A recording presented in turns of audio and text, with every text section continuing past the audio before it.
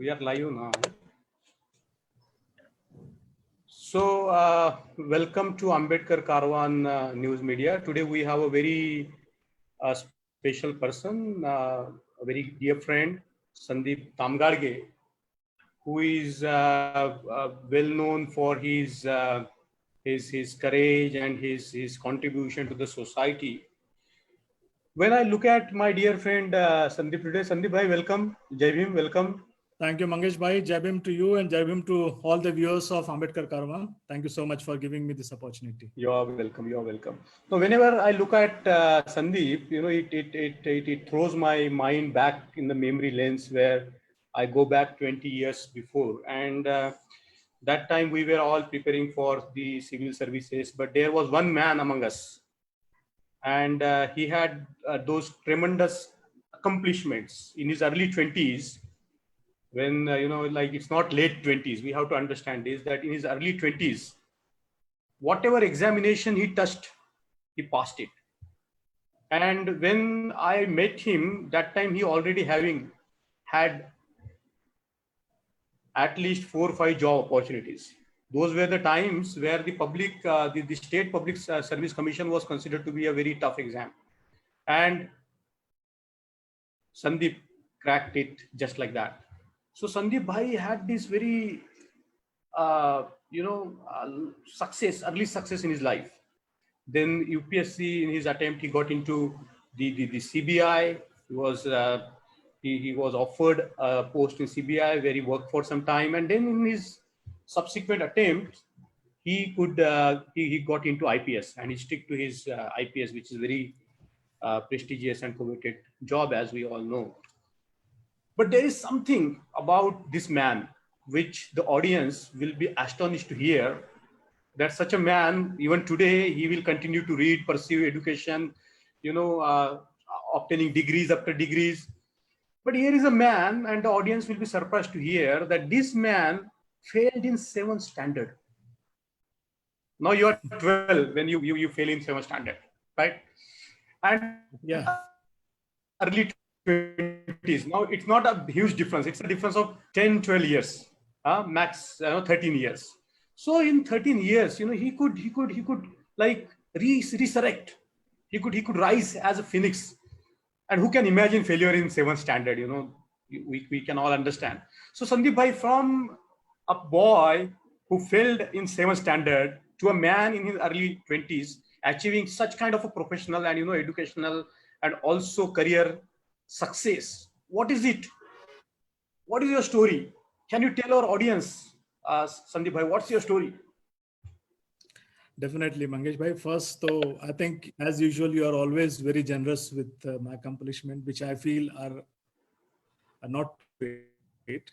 And you have been very generous with the words as well. Thank you so much for that. Nevertheless, since you have raised the issue of my failing in class 7th, yes, I was studying in Sainik School in Satara, and I got into a habit of reading a lot of books. Books which are not associated with the academic. So I got into a reading habit of general reading. And as it should have had, I ignored my studies, and which led to my failing in mathematics. I had to repeat class 7. That was a kind of shock to me. Nobody fails in class 7th.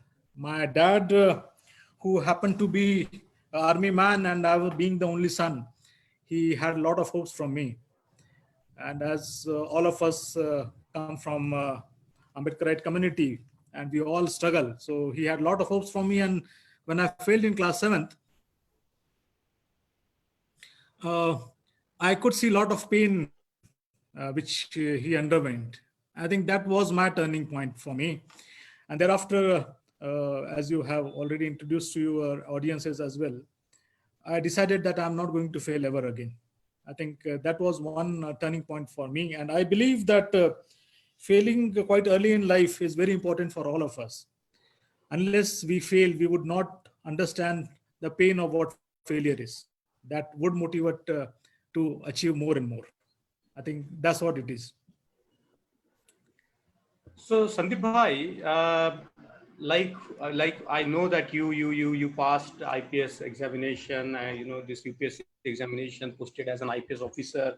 Now 20 years back, when you joined our northeastern part of our country, where you were posted in Nagaland, and like people have a lot of expectations about a coveted service like IPS, that all the perks and the power it comes with, and all kind of a paraphernalia that is disposed at your disposal.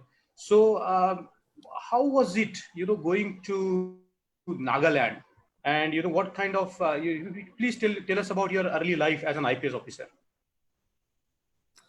Yes, certainly. As I joined Nagaland in 2001. That was my second service in the civil services. Before that, I had worked as a DSP in CBI for almost 3 years. And this was my second attempt wherein I joined IPS. So Nagaland is a beautiful place. It was initially a little bit challenging, but I can say definitely that I'm one of the very few All India service officers who have preferred to stay here for a long, long time. This is my second tenure now. And as you had seen now, while getting locked on, we do have, even now, we have some kind of infrastructural problems, the connectivity and road infrastructure and so on and so forth.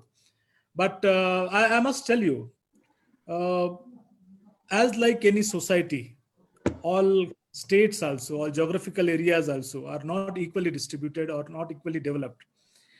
Uh, we have different stages of development. And when I joined here earlier in 2001, things were not as good, relatively as good as it is now. Obviously, Nagaland being one of the most underdeveloped state and newly created state, and has its own share of problems in terms of militancy and in terms of its own tribalism, and a lot of other issues. But this is the beauty of All India service, that you get selected in IS and IPS, and the talent gets distributed all over the country. And it is expected that you would make your allotted state as your second home, rather first home. Be acquainted with the culture, be acquainted with the people, the traditions, and then you take it up. So I must say, initially, yes, there was some kind of hesitation on the part of my force, the people here, to accept me. But I think over a period of last now 20 years, I have been posted here in various capacities, right from SDPO. At present, I'm posted as additional DG, looking after the administration. I guess I have tried to fulfill my job with full sincerity and full honesty, which is expected of a public servant. Challenges, you asked about challenges. Challenges, every place has its own challenges. Maharashtra has its own challenge. UP, Kashmir, Tamil Nadu has its own challenge. This state also has its own challenge. We can say that this state and the culture and the people has relatively, the concept of modern form of governance is a late entrant as compared to our communities in our state.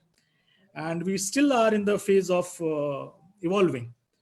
Lot of institutions, lot of systems are still getting made.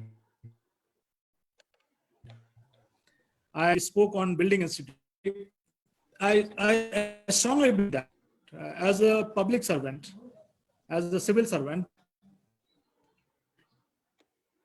we need to create institutions. Am I audible, Mangesh bhai? Yeah, clearly.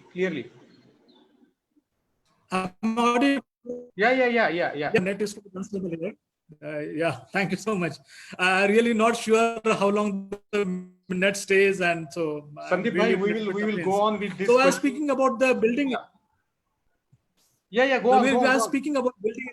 Yeah, I was speaking about building institutions similar to public institutions. Being a new state, I feel it's quite challenging and very good opportunity for all the public servants to create, build and sustain the institutions. In that way, I feel that I was lucky that I could get into, you can say, almost untouched territory of policing, wherein we had a lot of opportunity to contribute a lot of things. most of the policing that the state has seen only the armed policing, wherein combating militancy was the norm. Even today, now is only with arms. The civil side of policing is something which is still evolving. So I think that's quite a challenge for us to now reconstruct the shape of policing from armed policing to the unarmed policing. Sandeep bhai, though you studied in the military school, but like the backgrounds that we all come from, and a small town, Nagpur then was a very small town, and you didn't like other folks went for coaching here and there, and you are a man who believed in the value of self studies in your life. And it always Yeah. puzzles me that before that, like at such a young age in the 20s, you could crack all the examinations, including the mother of all competitive examinations, the UPSC.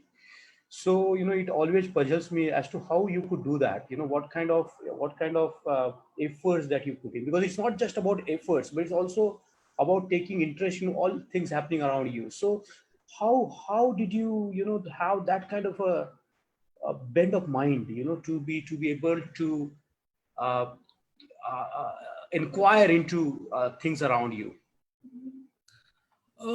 Mangesh bhai, I guess it's kind of my socialization and my growing up process. My dad, as I said, was an army man. And as far as I remember, my dad introduced me into that inquisitiveness, ask everything, inquire about everything. As far as I remember, since my childhood, he got me into the habit of listening to the news, reading newspapers. So, if you remember, even while we were studying together, a lot of people used to feel that I was very good in general studies. In fact, the civil services, I used to score maximum marks in general studies. I used to go for quizzes, go for all kind of debates and all those things. Uh, so that attitude, as I was telling you, that in class 7th I flunked because of my general reading. But yes, at that moment of time people may have thought that this boy has failed in class 7th. But now in retrospect, when I look at it, I think that I gained a lot of knowledge. I may have failed in one academic session, Right. but the kind of insight at that young age that gave me, I think, made my foundation for further competitive exams. You mentioned about me clearing a lot of competitive exams. Yes, being in Sainik school, obviously I was preparing for NDA and all that stuff. So that was initial impetus for me, but foundation was good. The basics were good. Now, as far as coaching class are concerned, to be honest, I had no resources to go for coaching class. Things were pretty difficult for me to come up during my graduation. Dad had retired, and a lot of my family problems, the poverty, and a lot of other issues. Now it seems cliche to say this, that I did my entire graduation without electricity, without power. So a lot of us do this struggle. And if you reflect back, not many people in this generation would even believe that this can happen. I tell this thing to my son and he refuses to believe, because he sees the condition now. But I guess the adversity is something which pushes all of us to achieve excellence. Uh, Adversity is something which has two options: either you go ahead and destroy yourself totally, Mhm. or make something of your life, something meaningful. So I guess I was lucky that I opted the second option of doing something meaningful. So, and yes, no coaching classes, because personally I don't believe in coaching classes. Sandeep bhai, as often as I meet you, I always see you immersed in the books and pursuing this degree or that degree, reading about policing, reading about law, reading about literature, reading about science. So this continuous thirst for knowledge is very important for some, for everybody. But in your busy schedule, you still keep up with your reading, you still keep up with your interest in law, and can you tell audience about what kind of courses that you are pursuing right now? I am not too good about speaking about myself. Nevertheless, but since you feel it's important, I would want to share with you and other friends as well. See, as far as reading is concerned, and I have always been reading since my childhood. I joined service because it was a necessity then. It was important for me to take care of my family and other things. So as soon as I completed my graduation, you're mentioning I cleared a lot of competitive exams.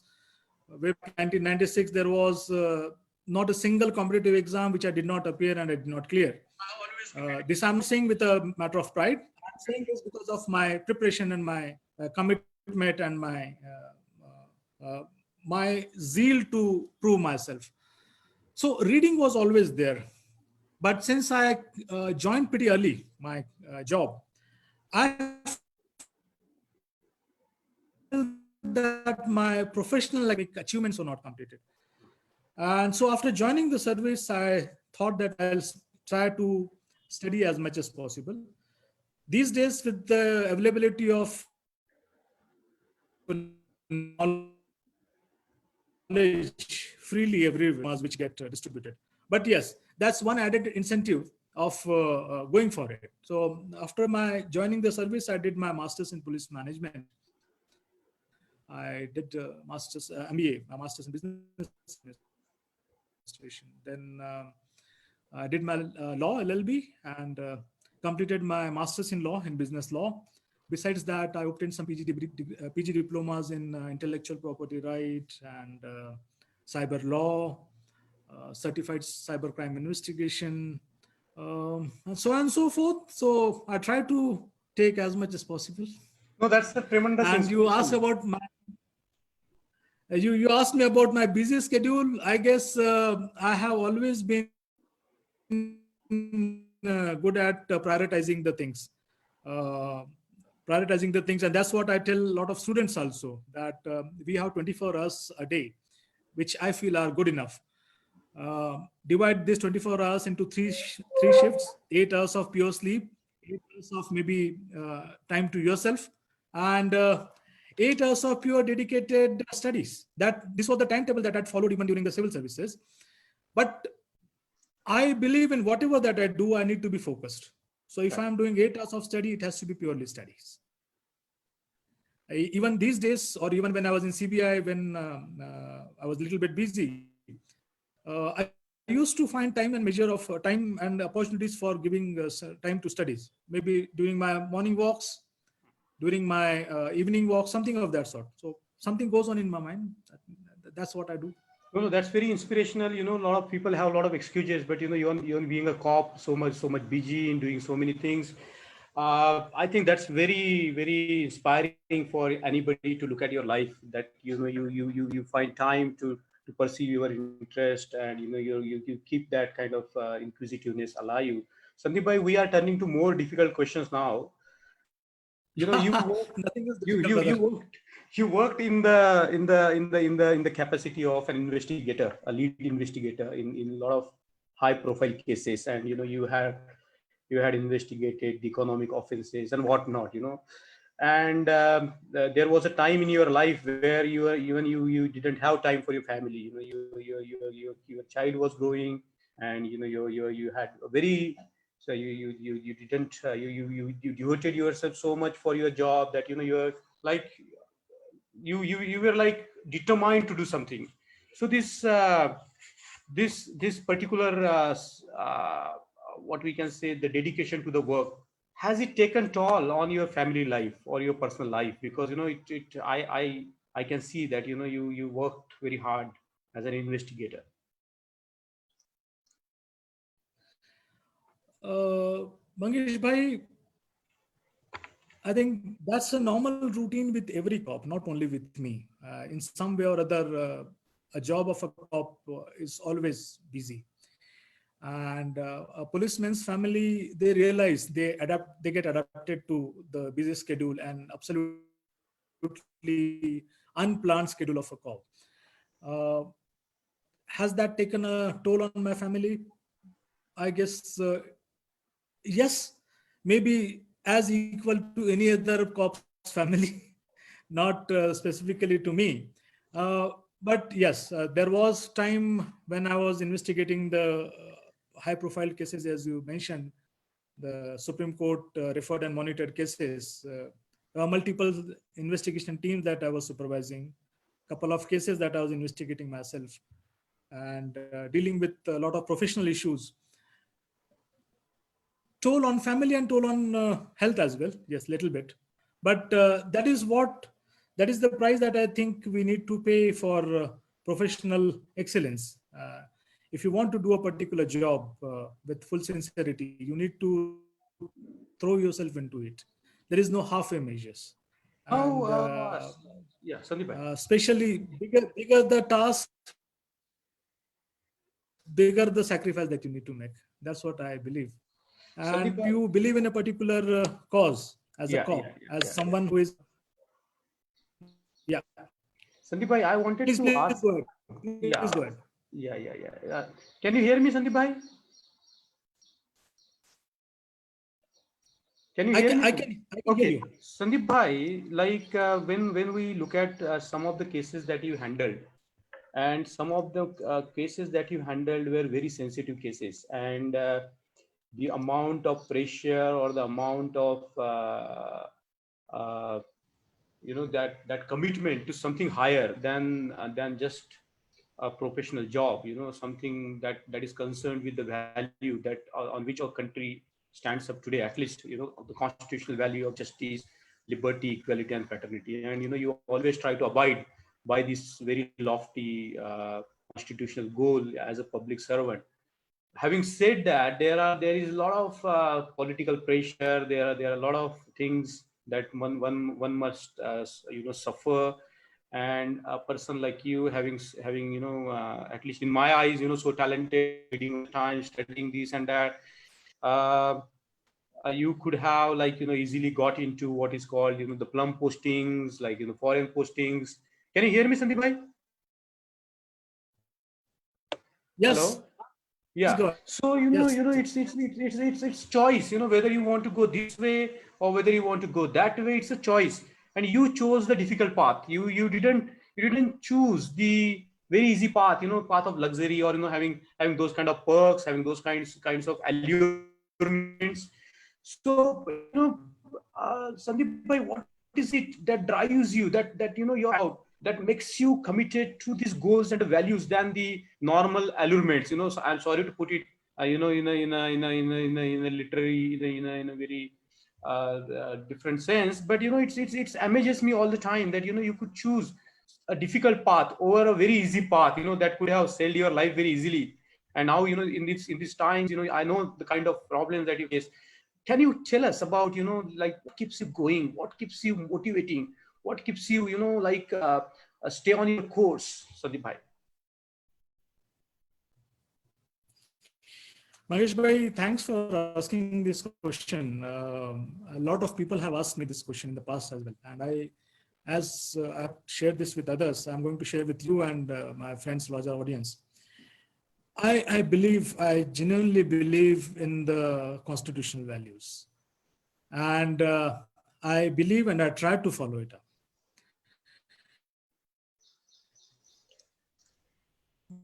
The cases that you mentioned, really sensitive cases which has created a lot of controversies in last 10, 15 years at the state level, at the central level.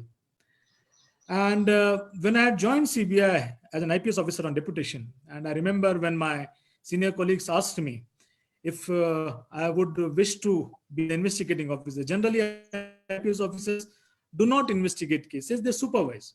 But when my seniors asked me about, if I would be interested in investigating the cases, I was pretty clear in my mind that these cases are sensitive cases, which has a uh, uh, big implications on general population. And I was committed to it. The cases that I investigated, the nature of these cases were extrajudicial killings, what in general parlance are called fake encounters. And being a cop and being a thinking cop, I believe, I studied the number of encounters which were reported in public domain.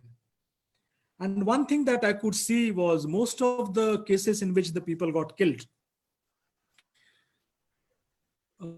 they belong to very marginalized part of the society. Communities which were either minorities or scheduled caste or scheduled tribes or poor people. Somebody who has very less access to criminal justice system. And if we say that we are a mature democracy and we have a rule of law, I think all of the citizens need to have access to this criminal justice system. This was one thought which motivated me to take up the cases. Of course, being a disciplined police officer, if my seniors had directed, I would have taken it up. And I would have tried to finish the job in a professional and formal manner. But that's a different thing. What I'm trying to say is, I got into this job and tried to throw myself into totally because I was committed and I believed that no matter what it is, there should be a rule of law which is equal for everyone, irrespective of your position, irrespective of your class, your caste, or anything else. Constitution gives equality to everyone. That was something which guided me initially. That is something which guides me even today. You mentioned about certain problems. Those are okay. I guess those are part of the job. Professional, it comes with good and bad, everything. If I have received so much love from the people, and if I have received so many things, it's also because of the fact that I'm an IPS officer. And if there are some professional problems, professional hurdles, okay, that's a part of the job which I accepted. But never for a minute in last now almost 10 years, I have had any moment of regret that what I did was wrong. I believed, there is something called as legally correct, and there is something called as morally correct. I have tried to follow both the path, legally correct as well morally correct. Yes, at times there are conflicts within, and there are conflicts with others as well. But that time I tried to purely follow what Baba Sahib followed entirely his life. Tried to do that. What is legally correct and what is morally correct, and I take that stand accordingly. I think I cannot say more than this in the public domain on this. You cannot say more than this in the public domain, but it needs a kind of a courage to do what you had done. Like we read every time in the newspapers. A lot of people are aware that a kind of pressure that is being put on an individual, and it's not easy to take a stand that you have taken a stand. Even to take a stand like that is very courageous, Sandeep bhai. And it's like gives us the hope that though there are difficult times, as Baba Sahib Ambedkar said, that we have this political democracy on one hand, and social and economic democracy is completely absent from this, and this contradiction that goes on haunting us as citizens of this country. It gets reflected in policing, it gets reflected in all the institutions that we face. And one of the remarkable courageous thing that I would say is, as I was studying the case, and I know that's a very complex case, not easy to understand, but even that has that being able to stand out even in your own fraternity, in your own what is called tribe, quote unquote, is something that is something very, very remarkable, Sandeep bhai. I could go on and on, because this is the topic which a lot of people would like to hear. Recently, you disposed in the court, in the Bombay court, against a very high profile politician of a country, and it's as you said that you always try to follow the legally and morally correct path. But I can imagine that there might be media pressure, there might be other pressures. So when you stand to give that disposition, what was going on in your mind? You don't have to answer this, but what was going on in your mind? Like, I can imagine the kind of pressure. It's not something. It's not something. You can talk about your psychological mental states. What kind of thoughts were going on in your mind. I see a beautiful photograph of Baba Sahib Ambedkar, behind you, and he was the tower of courage, as we all know. He has gone through a lot of these difficulties, more than we can imagine. So we have a role model, who is like a tower of strength, a tower of courage. So, as a follower of Baba, I'm just curious, not from this political or, whatever point of view, but, just a kind of mental state, what gives you that, deep strength, Sandeep bhai? Yeah, to be honest, you asked me what was going on. I'll say my mind was very calm, very. I was. It was very clear to me what I'm going to do, and what is expected of a professional police officer to go and depose, and to uphold the truth and uphold the investigation that you have conducted. So, irrespective of the pressures or irrespective of anything, uh, I did not allow that thing to happen, and I stood by my investigation. I whatever I was supposed to say as a professional police officer.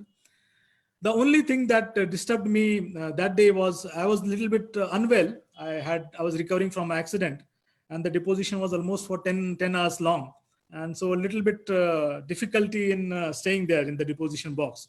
And the honorable court was kind enough to give me a seat, give me a chair to sit.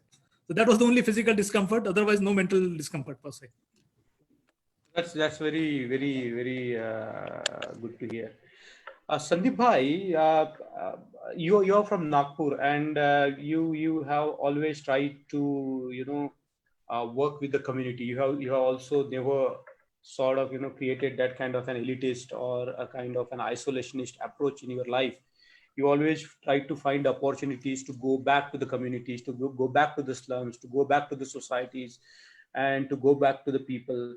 And as I know you, that you have a tremendous capacity to mobilize, through your social work, through your social action. A lot of people, not only in Nagpur, but there are a lot of people who we have been, have the benefits of the academies that you set up.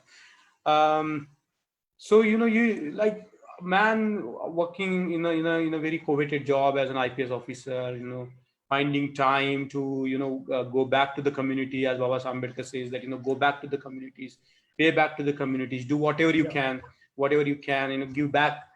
And as a result of that, like you have been able to start this wonderful academy called, with your friends, you have been able to put in place this infrastructure, which is known as RJPA. And I think I reckon that a lot of young people are benefiting from this academy. Would you like to share a few things, a story of how RJPA came into being, and how what it is doing, and what is its aspiration? Certainly, certainly, certainly. See, being a public servant doesn't mean that you are going to do all your work only 9 to 5 job. It's a different aspect that most of my professional life I was away from Nagpur and I was in Nagaland. But even in Nagaland, whenever I got the opportunity, I tried to interact with the students. Why students and youth? Because I feel students and youth are the main pillar for the society. So when I got posted in Nagpur as a SP CBI in 2012, I got in touch with friends and colleagues who met me. Dr. Prashant Rokde being one of them, and his own team. So the RJPA, the Rashtrapita Jyotiba Phule Abhyasika, it was initiated as a project in Amravati by Prashant Rokde and his team. And back in 2012, they did it their own contribution that they started. The idea was that we'll try and come up with providing good, suitable environment for our students to study. Students who are preparing for the competitive exams and so on and so forth. Unfortunately, a lot of our communities, a lot of our areas, there are communities we live, our students do not have the proper environment to study, nor the proper guidance. So that was the idea, that we should come together and try and give an environment along with the guidance for our youths who are preparing for the competitive exams. So when in 2012 I came to Nagpur and got in touch with Prashant and other people, this idea appealed to me. and then I got associated with this project, RJPA. As of now, we have around 47 such Abhyasikas spread all over Vidarbha and Maharashtra also. What we do is we tend to approach a lot of Buddha Vihar. In fact, last couple of years, the RGPA is running on the theme of Vihar Tithya Abhyasika. In Marathi, we say Vihar Tithya Abhyasika. Loosely, wherever there is the Vihar and the Vihar can spare a room for us, we'll start Abhyasika. What this Abhyasika would do is provide the books, the environment, guidance to the exams. They have joined various they have joined various government services, banks and railways and so forth. The idea is that whosoever joins a government service and where he is posted, he need to extend a helping hand to our own people or people coming from the poorer section of the society, guide them, mentor them, help them prepare for the exam. And once they clear, it should be like a chain reaction. So this was the idea with which this was started. And I must say, it's very heartening to say that a lot of our girls coming from a very humble background, they have not only cleared the exam, they have not only joined various government services, but following in the paths of a lot of people like you, they have started in whatever capacity to help our own other brothers and sisters. So this is the idea that it is we are trying to implicate now.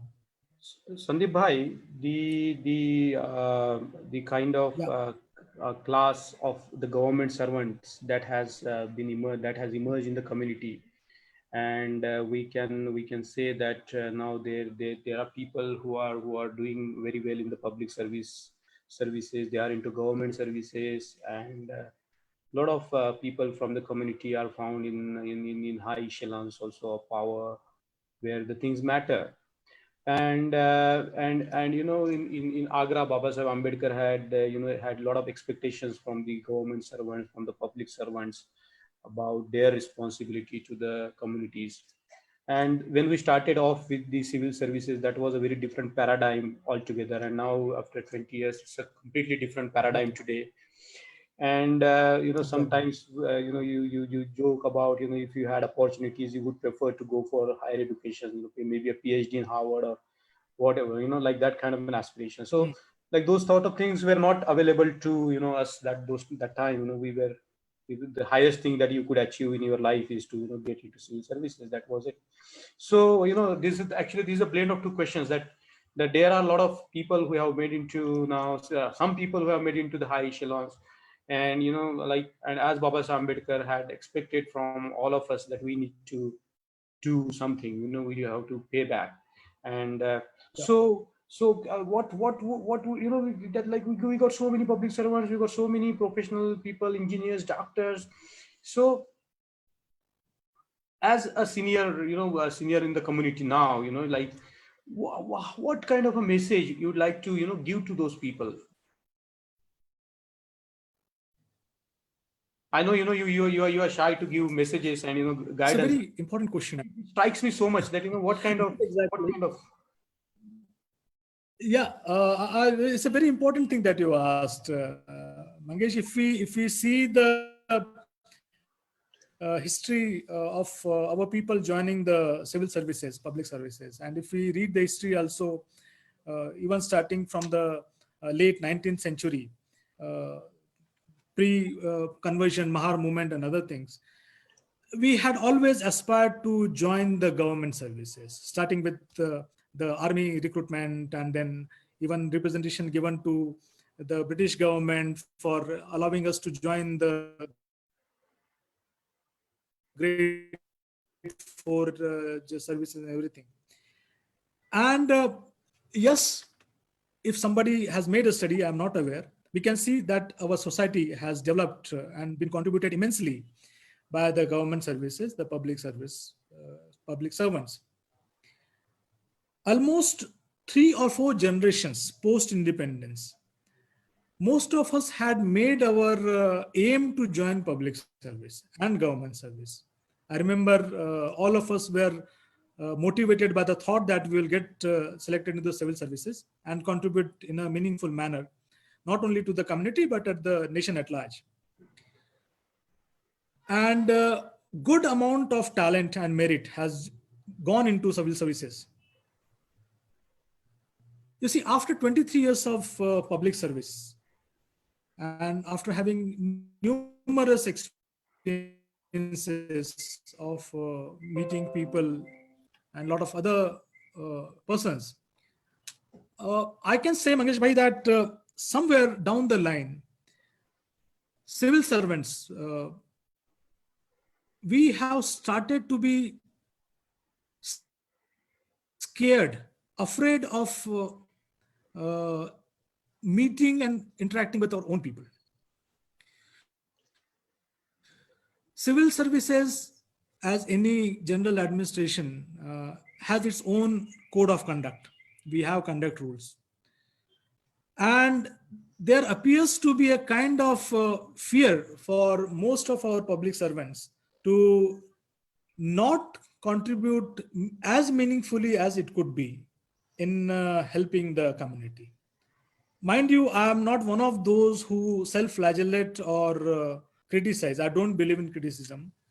But having said this, I guess as a collective group of merit, as a collective group of talent, we could have achieved much more at the policy level rather than doing charity works. Again, I'm sorry if some people feel offended by this, but I feel if most of the talent and so quote unquote cream of the society had preferred to join the public services and the government services, it's simply not enough to just distribute money, distribute books, open libraries, or mentor some people.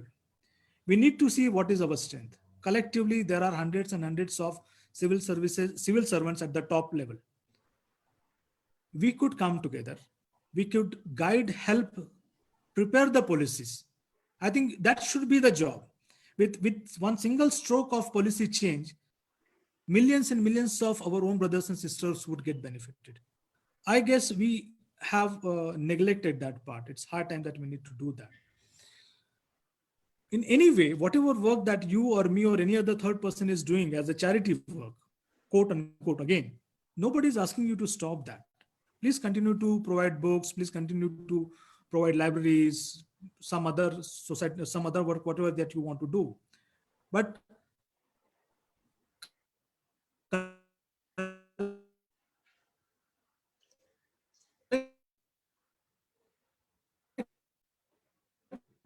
as a civil, I am the implement need to come together and try and influence the policy in certain. I know it's a democratic setup is such that most of the decisions are taken at the political executive level. But I definitely feel that we at the senior level need to convince political executive for the larger betterment of the community. Having said this, I have also seen of late that most of the senior servants, they feel hesitant in guiding and expressing it, which I feel is undue fear, which should not be done. People look up to us in a lot of manner, and it's our duty and responsibility to guide them correctly. It's our duty and responsibility to point out what is wrong. It is definitely our responsibility to raise our concerns, voice in favor of hundreds and millions of our people who are illiterate, who do not have access to the policies, who do not have access to the government areas, departments. And for that, it is very important that whatever public service you are doing, you need to excel in that. See, if I'm a cop, unless I know my job, no matter what I do else, nobody is going to respect me. Somebody who is in railways, he need to know his job. Somebody who is in taxation, he need to do his job. And then why then try to see in what manner your own profession can help others? I think that need to be done. I'm not sure if I've been able to put the things in correct manner, but this is what I feel.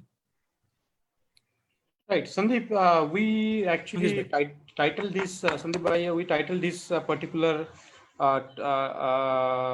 discussion today as a professional excellence. And we know that the kind of professional excellence that has been there on display in the personality of Baba Sahib Ambedkar, that wherever he touched, whether it's law, whether it's economics or whatever, he achieved the highest in that field. And Right. this on the one hand we have such a role model like Baba Sahib Ambedkar, who achieved the highest, like, pinnacle of the excellence. He excelled in everything that he did. And on the other hand, there is a social structure which sort of tells people that you are inferior, you cannot do it. But if you see in the personality of Baba Sahib Ambedkar, and when we meet friends like you and other friends, we have done tremendous kind of achieved professional excellence, done their best. So this is, I think how we can make our people believe that they are not what other tells them. They're not, they are not what the Right. society tells them. They are not what the structures around them tell them. They are not they are not inferior. How can they be inferior when they can produce such great men and women in the society, which which can tower over any human being, if you judge by the standard. So how do we, as you have seen so much in your life, so much layers of societies and so on and so forth, what kind of a message that you would like to give to our young people? I think they are listening from all over the places throughout our country, that they are not inferior to anybody. They have nothing to stop. They can break any ceiling. Precisely. Mangesh bhai, you hit the nail on its top now. I think you mentioned about the social structure and the relation between the social structure and the inbuilt inferiority complex, individually and collectively. And more than anything else, I believe we need to take out that inferiority complex. There is absolutely no reason, I agree with you, there is absolutely no reason to feel or believe or pretend that we are inferior to anyone. I believe me, I have seen the chunk of the government, the public services is run by the people like me and you, the social structure, the community that we come from. Even during this crisis, everyone is supposed to be home, stay home. Yeah, true. Who are the people in the police community, Bahujan community, Dalit community, scheduled caste, scheduled tribe people? Who are the people who are running railways now? Who are the people who are running the public distribution system now? And we must take pride in this fact that if we are going out in such a risk and we are trying to do that, how can we be inferior to anyone? There's absolutely no reason for any one of us to feel inferior. Yes, there may be reasons that we may not be able to speak good English, or our communication skills are different, or we look different many times than others. But I guess this sense of and people like you and me, we need to do whatever is necessary to take out this inferiority complex, because believe me, we are as good as the best available out there. We need to believe that, and we need to tell us continuously that. And no amount of problems, no amount of hurdles, and no amount of anyone telling us that you are not good enough should not be affecting us, because we are as good or better than most of them. It's as simple as that. That's very true. As I was talking to some economist other day from South, and he was telling me very proudly that in the health system today, in the public health today, most of the doctors are from the SC, ST, and some from the OBC backgrounds. And when we talk about the social configuration, a lot of so-called these classes have left for the private jobs, having joining, even leaving the country. So who is actually running? He was telling me, who is actually running the public service now. Same is the case with in Andhra Pradesh, or I reckon that it's true everywhere. That people are in the government services, they are doing real public work. Actually, their contribution to the nation, I think, is now out overway vis-a-vis any community. So I think, what you said is And very remarkable, Sandeep bhai, that there is and nothing. it's high time. It's high time that we look at this macro picture and take out that inferiority complex out of our mind. It's we people who are maintaining this whole structure alive even today. Yes, Sandeep bhai, Mangesh bhai. what has happened is, there is a huge responsibilities on the shoulders of the generations, which are there doing working in so many areas, and you have rightly talked about the individual responsibility of an individual, who has born into this community and benefited because of the struggle that our forefathers have done, and we owe a lot uh, to our own people and to the community at large. Sandeep bhai, I think perhaps we are coming to the end of the questions, but today's session today we have been going on for 1 hour now. Let me check whether there are any questions from the audience. Okay. Mhm. Because I'm sure it's very widely watched. Yeah, there is a comment which says that our community has to understand difference between the social work, charity, vis-a-vis paying back to the community. And and there is a question, Sandeep bhai, for you. Like what is happening in Maharashtra? Was, I think, a person from North India saying that it should now go like a wildfire throughout our country. So what do you make? How do you understand this sentence?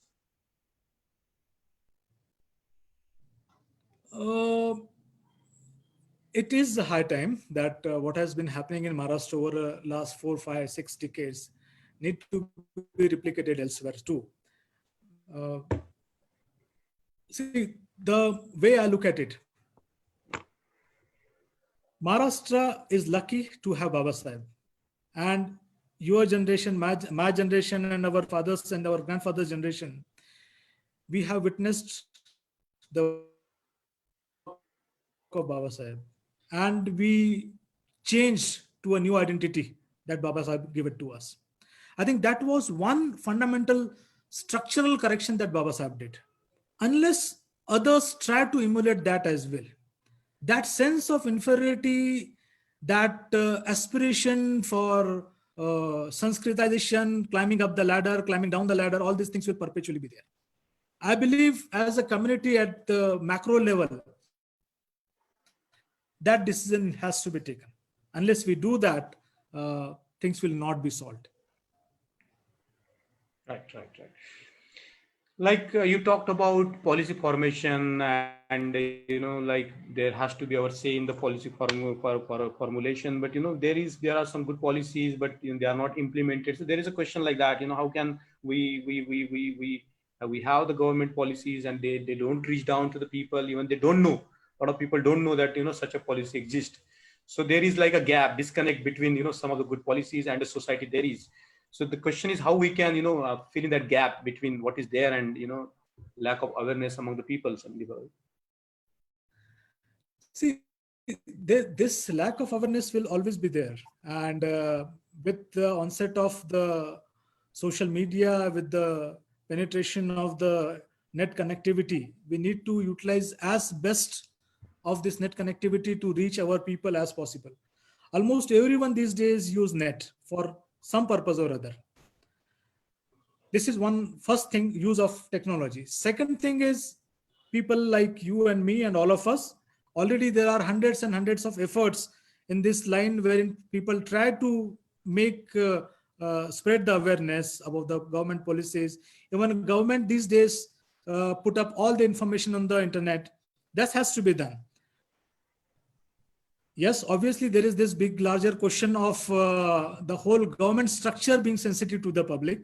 unless we try and do that, even if there are policies, there always will be a lack of connect between the policies and its implementation. So no other shortcut. We need to try as much as possible to spread awareness with whatever means that we are available. And also, whenever there is injustice in form of or discrimination, we need to fight it out in whatever capacity as possible. That's the only way ahead. Sandeep Bhai, there is this question for you, and maybe this is the last question for you. The questioner is asking: are we organized at the level of administration, like all our public servants? Is there a kind of a forum where they are organized, with an interest of community? I heard that there is a kind of association of the people in Andhra Pradesh, the civil servants, or maybe in Telangana. Is that is there anything like that? This is a good question. Mangesh bhai. By and large, we are organized at the grade C and grade D level in terms of lots of unions and a lot of other things like banking sector, railways. We have our own associations and unions. As far as senior leadership is concerned, or in the public service, in the Group A or Group B services level, many services we do have our own registered associations and unions, and a lot of places we have unregistered unions and associations wherein we loosely come together and discuss and try to do something. There have been good efforts in the form of something called as National Association of Progressive Civil Servants, NAPCS, wherein initiated by our own Kishore Mankar Bhau and other people almost 10, 12 years back. Initially, it was a digital platform, and in 2012, we had conducted its first meeting in Nagpur, wherein we came together. So this particular association, which is not a formal body as such, but has sizable presence of IAS, IPS, and good number of civil servants, we tend to discuss policies. We tend to share a lot of ideas also. But if you ask me, it's hard time for even NAPCS now to come out openly and register it formally in the form of association. And going back to what I had said, to act as a bridge between the political executive and people at large for amending the policy at policy level. This can be one of the very good contributions that NAPCS can do. Sandeep Bhau, the questions are flooding in, and some of the questions I cannot just register from not asking you. One of the questions that definitely you need to answer to our young people, to our young generation is, what kind of a strategy they should have to pass exams. Like in a few words, if you can just give them some inspiration as to what that can move them ahead. It's important. We need to know first most of the mistakes that our people do while preparing for the civil service or any other competitive exam is we tend to overdo with the knowledge thing. We continuously read and read. First thing that any person who is preparing for the competitive exam needs to know is what is his objective. If his objective is to clear the exam, he needs to study in a very focused manner. We are not supposed to do a PhD by studying the whole subject. So what is being asked needs to be understood first. What need to study is more important, and more important is what need not be studied at all. मैं हर समय कहता हूं मेहनत करना है शेर के जैसे मेहनत करो, गधे की जैसे मेहनत मत करो. Be focused, read the quality stuff and know what you're supposed to do. Don't waste your time in reading unnecessary things. This is one thing. Second, practice. Solve as much as possible your question papers, your answer writing skills. Especially for the civil services, your writing skills are very important. It's as important, or perhaps in my view, more important than how much time you are dedicating to gain knowledge. Knowledge is definitely important. But if you're not able to reproduce that knowledge in a quality manner in those 3 hours of writing exam, it would be futile. So we need to do that. I think the shortest possible manner I can say only this. Sandeep Bhai, as a senior government servant of the community and a responsible man, Somebody has asked you what can be a one-liner or two-liner message that you can give to the Bahujan employees. Oh, I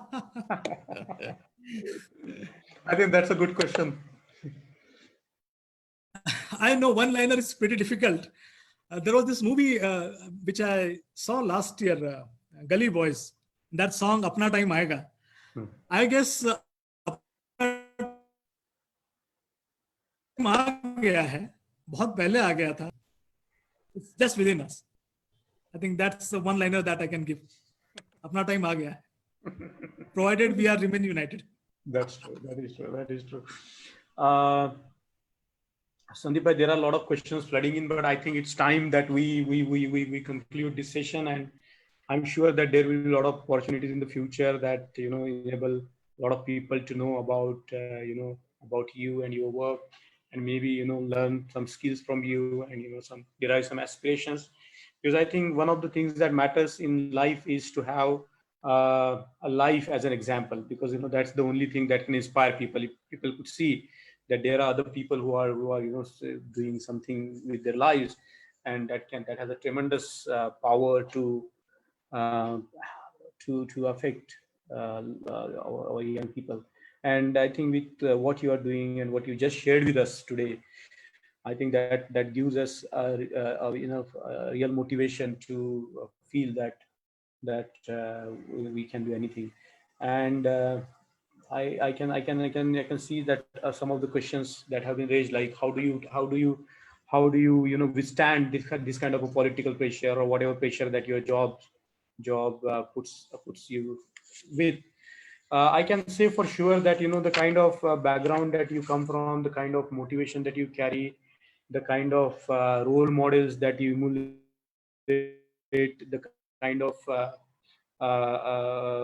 material that you read, the kind of never to die attitude that you embody, which is sort of coming to us from generation to generations. It's not that this is our generation that has just emerged from Not vacuum. individual, yes. There is a long history, and Continue. there is a long history of achievement, and there is a long history of struggle and trials of the community, and that has made us, I think, more solid, and have that metal within us to fight any adversary, any adverse conditions. We got that now in our social genetics, as I can say. So as you said, apna Exactly. time aayega, or that has already come. To the community that struggles, the community that goes forward, the community that learns to take care of each other. As we have seen this COVID-19 crisis, I've seen that a Exactly. lot of people have so more to come. Whatever resources they had tried to give, share with the people. I think when the community starts sharing and caring for each other, and with this kind of a never to die attitude, I think nothing on this earth can stop the community from going forward. And you yourself exemplify that kind of an attitude of come what may, I won't bend. So Sandeep bhai, any last parting words before we conclude? Uh, Mangesh bhai, there are so many things to say, but I'll only say that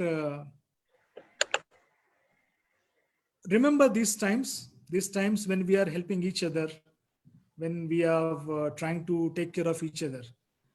Remember these times, and try to be united, especially while we go out for voting, when we exercise the most fundamental and basic and the most important right that the Baba Sahib has given to us. That is the most important thing that we unfortunately do not practice. Vote in a most conscious manner, vote in a manner which would help not only this generation but also future generations to come. This is something that I want to say. I want to say thanks to you, Mangesh bhai, and Ambedkar Karma, for giving me this opportunity and time to speak to you. It's always a pleasure speaking to you. The 20 years back Mangesh that I had known, and the Mangesh that I see today, it's a phenomenal change in you. The way you have grown intellectually as a person, as a leader. You know how much I respect you, I adore you. It's always a pleasure to speak to you. And thank you so much for giving me this opportunity. My sincere apologies also for the bad network connection. As I was saying, I'm in Kohima now. We have pretty chilly weather and not as good connectivity, but nevertheless, I guess the things have gone correct. And thanks once again. Have a good day, Mangesh bhai. Sandeep Bhau, the admiration is mutual. You know, I have seen you. I know what you are capable of doing, what you can do, and like I see it from the comments and the way people are watching this interaction today. There is a lot of aspiration for there is a lot of people are very enthused with hearing you, and there is a lot of what I can say, there is a good amount of appreciation of the work that you are doing, and not only the listeners, but the thousands of students that you and Prashant has been able to help through your this network of small academies and bringing Buddha Vyas together. I think that's a very commendable job, Sandeep bhai. So. I will just address the audience for a minute. We will continue to bring to you such kind of a programs. We will continue to expose you some of our remarkable individuals who have gone there and done it, and they continue to inspire the people and the communities. And we hope that you will continue to come on this platform, listen to our people, ask them questions. It's never a one-way interaction, so you're free to pose your questions. You can put them on your Facebook, and we have some very thrilling and very interesting events coming up.